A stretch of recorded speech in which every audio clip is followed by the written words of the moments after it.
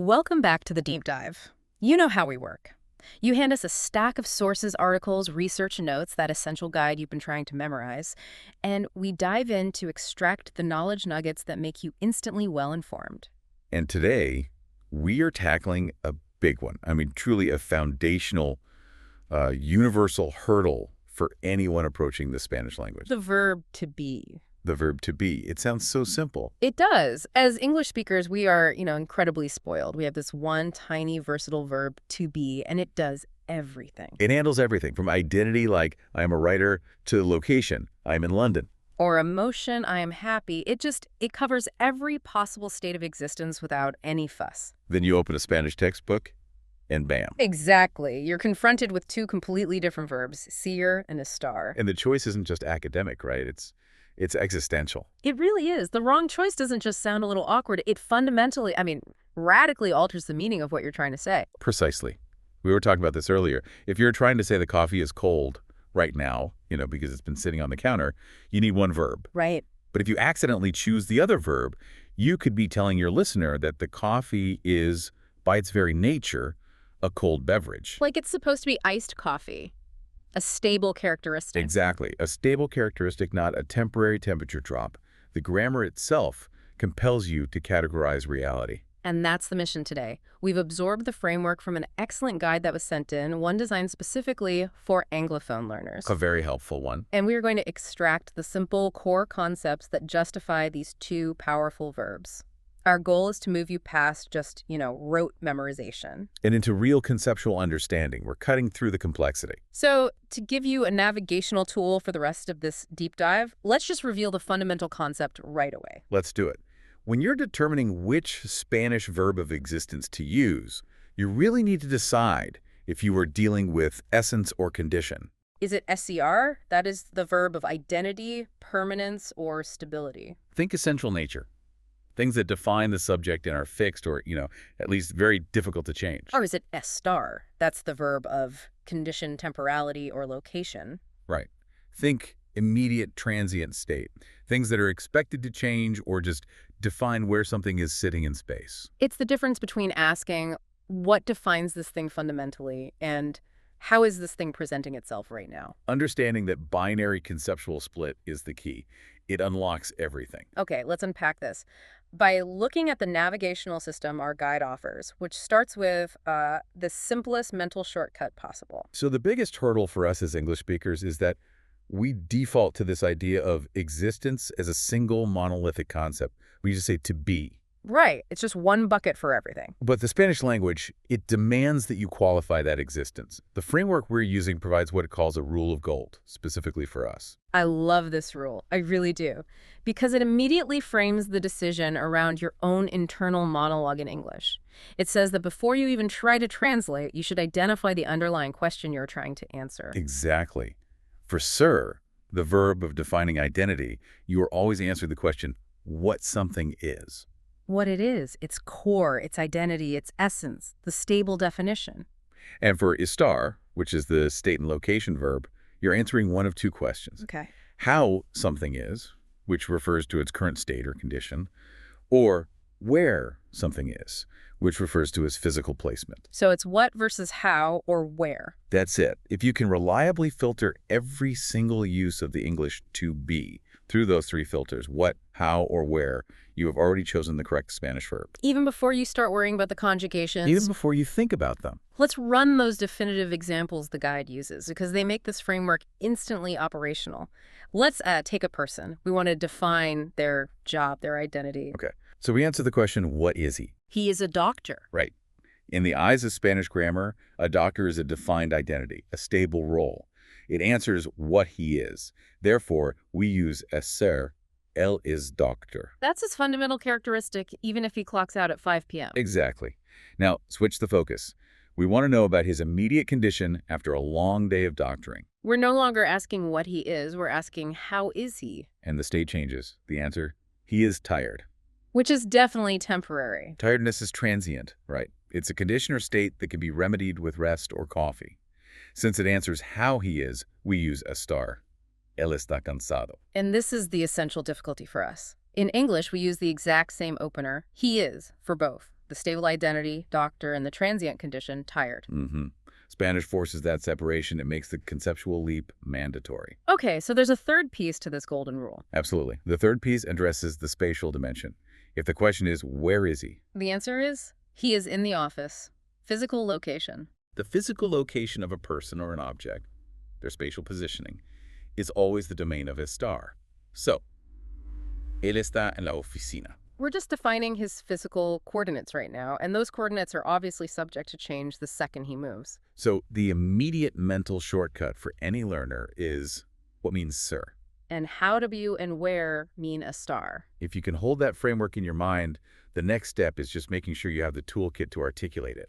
Right. And here's the other problem. Both estar and estar are irregular verbs in the present tense. They are, which means the forms don't follow the standard verb patterns you might learn first. So you really have to internalize their specific shapes. Let's start with estar, the verb of permanence. Okay.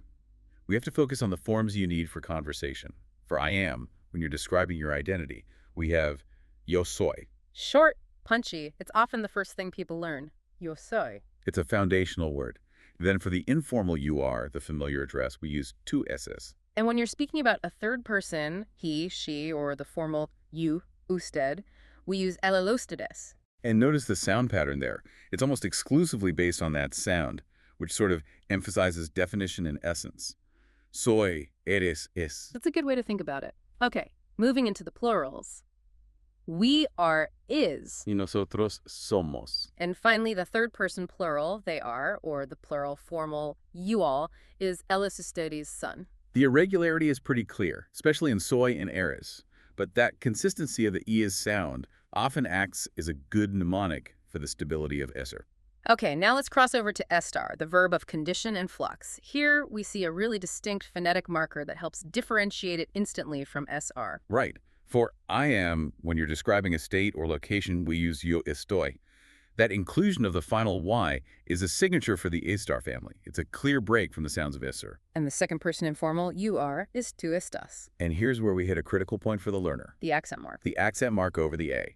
Esta and estas are defined by that accent. It's not optional. That accent is more than just spelling. It's a required emphasis that differentiates it from other words in Spanish, like this or that. It is. And, conceptually, I sometimes find it helpful to think of the accented a in esta as a visual representation of instability. Oh, that's interesting. Ester is the verb of changing states, right? So maybe the accent points to the fact that the state itself is stressed, temporary, and subject to change. That's a great memory hook. Okay, so for the third person singular, he, she, or formal, you we have el usted está. Again, with the accented a. It has to be there, or you're grammatically misfiring. And the plurals, we are is. Nosotros estamos. This form, thankfully, is the most consistent and regular, which makes it a bit easier to remember. And the final plural form, they are, or you all, is elis ustedes están. And the accented a persists in that form as well. So the conjugation toolkit is built on two distinct sound profiles. You have the stable sounds of esar. And the accented a and stoy sounds of estar, signifying temporary stress and location. With the golden rule and the basic forms established, we can now move to the deep definition of the essence. What are the 8 categories that are firmly, permanently defined by SCR? Okay, so when we talk about SCR, we're really discussing what something inherently is. It's the linguistic structure we use for characteristics that are perceived as permanent, essential, or, things that just don't change easily. Right. And the guide we used breaks this down into 8 definitive categories. Let's tackle them one by one, focusing on the why for each one. Starting with number 1, identity and profession. This is the bedrock. It is. The examples are straightforward. Yo soy Rodolfo. Your name is the ultimate definition of your personal identity. That's an easy one. But the profession, ella es doctora, is where English speakers sometimes stumble. They do. They stumble because in English, jobs can be fleeting. You might change careers every 5 years. So why does Spanish treat being a doctor as this fixed identity? It's because Spanish views the role as defining. While you hold that role, it is part of your essence. It distinguishes you from someone who is not a doctor. It's a fundamental aspect of your social identity. Even if she retires, she was defined by that profession for a huge period of her life. SCR asserts a stable classification. It's answering that fundamental question, what category of being does this person belong to? A doctor is a category, a stable definition of a societal role. Exactly. Okay, use number 2. Origin and nationality. This refers to fixed points of identity that are generally considered unchangeable. Right. Where you come from, your nationality, your hometown, these are immutable facts about your history and your cultural framework. Soy de República Dominicana. Ellos son mexicanos. Even if you move and gain a new nationality, your origin remains an essential, unchangeable historical fact about you. So this is an instance where the past defines the present essence, which cements the use of SER. Perfectly put. Next, use number 3. Characteristics, both physical and personality. We are describing inherent defining qualities. If the quality is a stable trait, we use SER. Él es alto. He is tall. Height is fixed. He doesn't stop being tall because he had a bad day. Similarly, nosotros somos amables. We are kind. Kindness, when it's defined by SER, is an enduring personality trait, a fundamental way you interact with the world. Not just a mood you happen to be in. Exactly. And this is a really necessary point of contrast. If you say somos amables, you're defining the inherent nature of your group. But if you later say estamos enojados, we are angry, you switch to estar, because anger is a temporary changing emotion. And Spanish grammar immediately forces you to make that distinction between an inherent trait and just a passing mood. Okay, use number 4 defines the material of an object. This is about the composition, the very substance of the thing. La mesa es de madera. The table is wooden. The concept here is simplicity itself. The wood is the table's essence. To change its essence, you'd have to destroy it or, I don't know, remanufacture it from plastic or something. It's a permanent description of its structure. Right. And this highlights how SER defines intrinsic properties. If we were to say, la mesa está sucia, the table is dirty, we switch to estar. Because dirtiness is a temporary condition? Exactly. The composition is permanent, SER. The condition is transient, estar. Got it. Number 5 covers possession. Defining ownership uses SER. El libro es mío. The book is mine. This one feels a little less permanent. I mean, I could sell the book. You could, but at the precise moment the sentence is stated, the link between the object and the owner is a stable, defined connection. Ah, okay. It's answering the question, to whom does this essential item belong? Right. The possession is the defining relationship between the two entities in that moment of time. Okay, that makes sense. Use number 6. Time, date, and days. These are fixed, universally accepted definitions of temporal moments. Time doesn't feel permanent to us, right? It's always flowing. But the definition of the moment is fixed. It is 3 p.m. That definition does not change. Son las 3, hoy es lunes, es primero de enero. These are calendar facts, unchanging definitions of temporal markers, and therefore they require the stable structure of SER. We use SER because the moment, once you identify it, is fixed and defined. Precisely. Use number 7 defines relations or roles. This is about stable connections between people that define how they interact. Like professions, these are roles that define identity within a context. Ella es mi hermana. She's my sister. Él es mi profesor. He's my professor. Sisterhood, brotherhood, professor, boss, employee. These roles define the stable architecture of relationship. Even if the relationship is strained, the role itself is fixed and permanent. Therefore, SER. And finally, number 8. This is the exception that really proves the conceptual rule. Events. Location of events. Yes. This seems to defy the golden rule we just established, which said location uses estar. This is where we need to spend a little time justifying the conceptual leap. The rule is the location of an event uses SR. And the example is, la fiesta es en mi casa. The party is in my house. Right. As an English speaker reading this, my instinct just screams, estar, it's a location, where is it? It's in the house, what gives? We have to step back and look at what the subject of the sentence is. The subject is la fiesta, the party, or la reunión, the meeting, or el concierto, the concert. So the subject is an abstract concept, an event. An abstract, defined happening, an event entity. So Esser isn't describing the transient location of the attendees or the furniture. Ah, I see. Okay. Esser is defining the existence of the event itself. The location is an essential, fixed part of the definition of that event. So the event is defined as happening at that time and in that place. Exactly. If the location changed, it would arguably be a different event entirely. We Yeah. use Ser because the event is defined and fixed by its scheduled coordinates. Okay, so if I say el museo está en el centro, the museum is in the center, that's estar. Right. Because the museum is a physical object whose location could theoretically change if the building moves. Correct. The museum is a static object whose physical coordinates are described by Estar. But if I say la conferencia es en el museo, the conference is in the museum, that is Ser. Because the location is defining the fixed, essential existence of the conference as an event. You've got it. That is the fundamental distinction. Ser defines the fixed entity, even if that definition includes a location. Wow. Okay. 8 uses of esser, all linking back to identity, permanence, stability, and essence. That's our linguistic bedrock. And now that we have locked down the essence, we have to move to the opposite linguistic reality, the condition, the flux, the language of right now. Let's dive into Estar.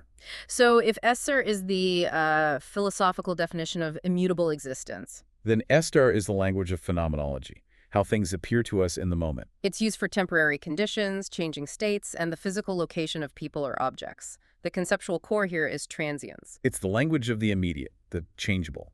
If a quality is expected to change or if it defines where something is physically located, we're dealing with Estar. Our guide offers 5 principal uses, Yeah. and we have to emphasize how each category really revolves around flux and immediacy. Right. Use number 1, temporary states or emotions. This is the most immediate application of the how GBO rule we talked about. How are you feeling right now? Estoy cansado. I am tired. Ella está feliz. She is happy. The key conceptual justification here is that these states are ephemeral. Tiredness will pass, and happiness, while we want it to last, is subject to immediate circumstances. It's a very honest verb, Estar. It acknowledges that human emotion is a constantly shifting internal landscape. It is, and you can contrast this with the use of SER for inherent personality traits. If I say Ella es feliz, I'm defining her as a happy person. That's an inherent trait. But if I say Ella está feliz, I'm simply reporting her current state of happiness. The difference is massive. And this is where we start seeing the philosophical implications. Spanish requires you to commit. Is the emotion inherent to the soul, or is it just a passing mood? And most human states are categorized as passing moods, which demands a star. Okay, use number 2.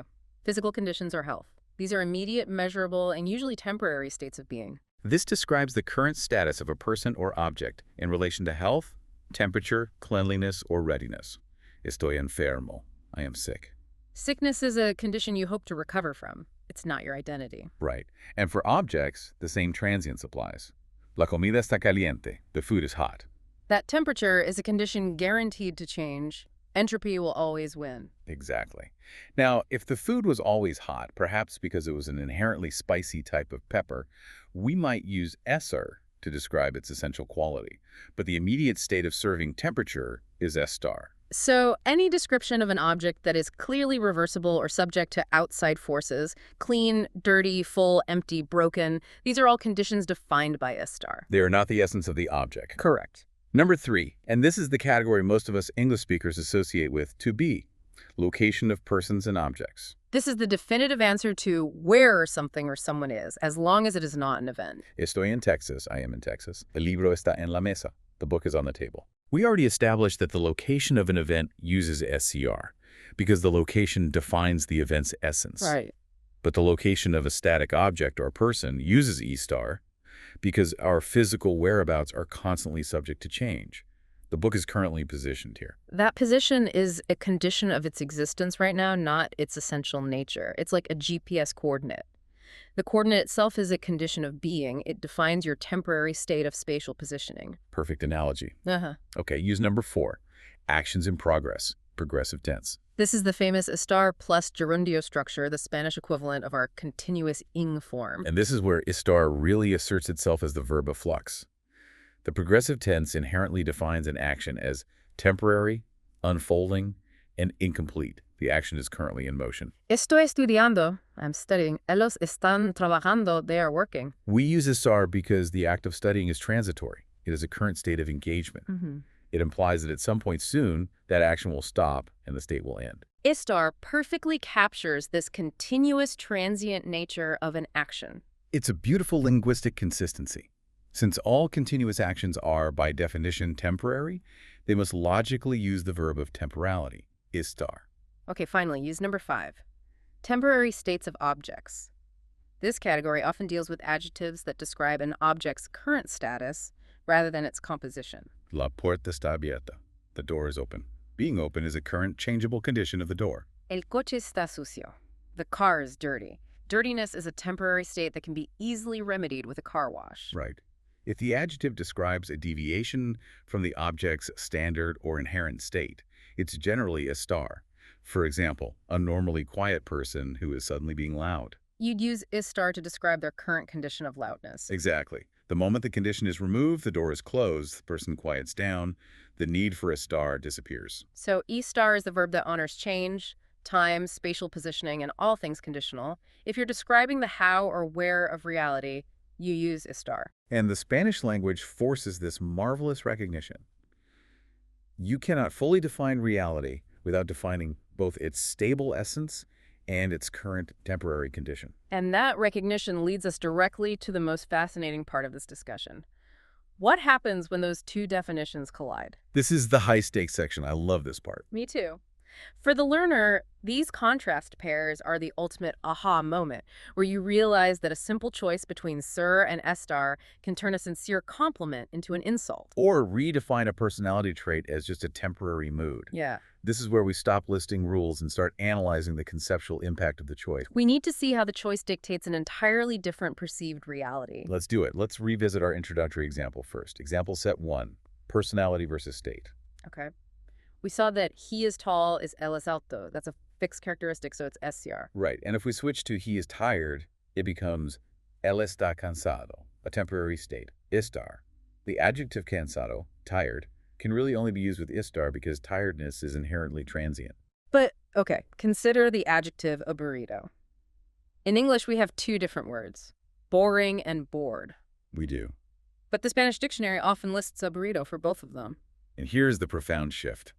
If you say, el profesor es aburrido, using SER, you are defining the professor's essence. You are stating the professor is a boring person. It's an inherent characteristic of his personality. It's a definition of his teaching style. That is a strong indictment. It is. You're defining his professional identity as dull. But if the listeners in the room are just currently restless, you switch. You switch. You say, los estudiantes están aburridos, using estar. This means the students are bored right now. It's a temporary emotional state, likely due to the subject matter or the time of day. And the choice of verb is what defines whether boring is a personality characteristic or just a temporary feeling. That distinction alone can prevent so many social mishaps. Let's move to example set 2, role versus positioning. We saw the teacher example earlier. We use SR for the defined role. Ella es profesora. It defines her professional identity, which is stable. And we use estar for her current location. Ella está en clase. Her location is temporary. It defines her physical conditioning in space. But let's expand that concept using the adjective viejo, old. If you're describing a person, él es viejo uses SER. Age, while it's progressive, is a stable, defined characteristic of a person's identity, a categorization of their life stage. Okay, but what if you're talking about someone who just looks old today because they haven't slept in a week? They have bags under their eyes. That's a condition.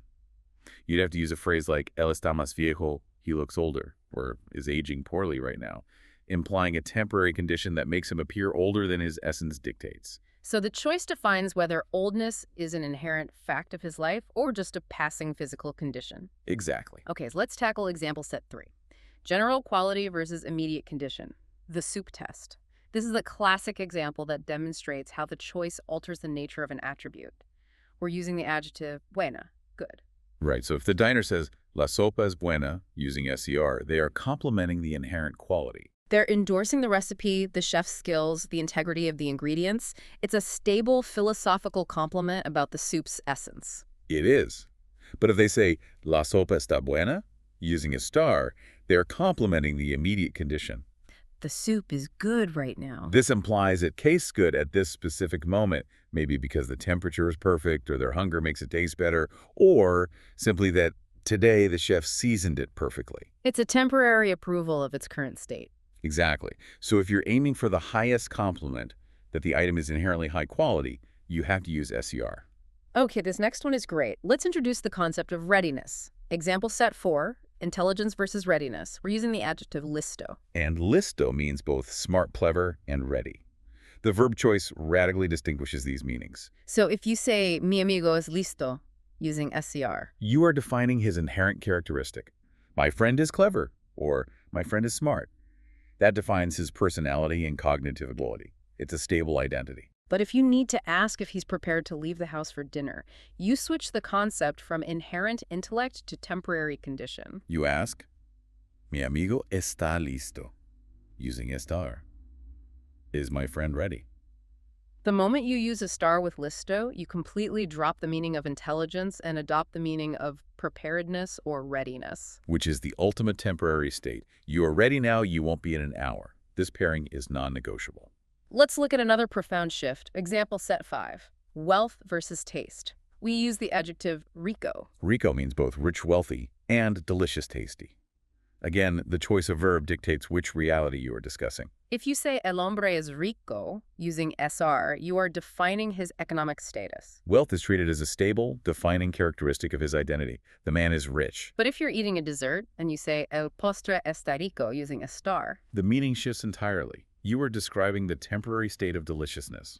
The dessert is delicious right now. this is one of the most common mistakes, isn't it? If a learner confuses them and says el postre es rico. They were literally saying the dessert is rich, wealthy, which makes no sense. Because deliciousness is inherently a temporary subjective condition of taste. Demanding a star. Always. Let's delve into safety and certainty. Example set 6. Security versus certainty. We use the adjective seguro. And seguro means safe, secure, and also sure, certain. If you say la calle es segura, using es here, you're defining the inherent characteristic of the location. The street is safe. It's a secure place to walk. This is a stable, defining quality of the street itself. But if you are asked a question and you want to express confidence in your answer, You switch to a star. Estoy seguro. I'm sure, or I am certain. Your state of certainty is internal, it's subjective, and it's temporary. It can be easily undone by new information. wow. Okay, and finally, let's explore the state of health and attractiveness. Example set 7, appearance versus health. We're using the adjective guapo, handsome, good-looking. If a person is generally handsome, their attractiveness is considered a defining, stable characteristic. You use SER. Ella es guapa. She is good-looking. That defines her inherent quality. But what if a person is usually attractive, but today they look ill or pale due to some temporary condition? You might say, Ella no está guapa hoy, using estar. She is not looking good today. Here, estar signals that the lack of attractiveness is a temporary condition, maybe from being sick or exhausted, not a permanent state. And this extends to illness itself, the adjective muerto, dead. A heavy one, but a good example. If you say, Él es muerto, using ser, you are defining a permanent fixed state of non-existence. That is his stable, final reality. But if you say el motor está muerto, using a star, You are describing the engine's current condition. It's dead right now and might potentially be fixed. It's a temporary state of malfunction, not a permanent definition of the machine's existence. the nuance is overwhelming, but the pattern is so consistent. S star defines the inherent, unchanging, essential quality. And estar defines the temporary, conditional, or immediate state. The Spanish language provides no opportunity to evade that conceptual commitment. It truly is a linguistic obsession with time and flux, requiring the speaker to constantly audit reality to determine if the quality they are describing is essential or transient. We've established the golden rule, reviewed the conjugations, locked down the 8 uses of S and 5 uses of istar, and spent considerable time dissecting these high-impact meaning shifts. That conceptual framework should now be firm in your mind. We began by acknowledging the difficulty of this linguistic hurdle, yet by dissecting the guide Taylor for Anglophones, I think we've moved beyond simple rules. And into conceptual clarity. I hope so. The ultimate synthesis of this deep dive, the takeaway you carry forward, it has to be a decision based on permanence versus transience. Right. You must ask yourself one final governing question. Is the quality I am describing permanent or defined? And if the answer is yes, you use SER. This includes all those established fixed categories: professions, inherent characteristics, identity, origin, material ownership, time, and events. These are the linguistic anchors of existence. Or is the quality I'm describing temporal, conditional, or locational? If the answer is yes, you use E-star. This covers all the fleeting aspects of reality: emotions, health, physical conditions, the location of people or objects, and actions currently in progress. These define the current immediate state. And the profound implication here is that Spanish does not allow for vague existence. Every single time you used to be, you are forced to make a categorical decision about the nature of reality itself. Think about that linguistic pressure. The Spanish speaker has to constantly evaluate. Is this table permanently made of wood? SER. Is this coffee temporarily cold? Ah, Estar. am I describing what the person is, a doctor, SER, or how they are right now? Tired, Estar. It forces a speaker to fundamentally categorize everything in the universe as either essential or transient. It's a constant philosophical exercise embedded right within the grammar structure itself. And this conceptual distinction is what makes Spanish such a precise and rich language, far beyond what English allows us to articulate with our single catch-all to be. You now have the intellectual and conceptual framework to navigate this binary reality. You can go forth and define your existence, permanently or temporarily, but always correctly. Thank you for sharing your sources with us for this deep dive. Until next time.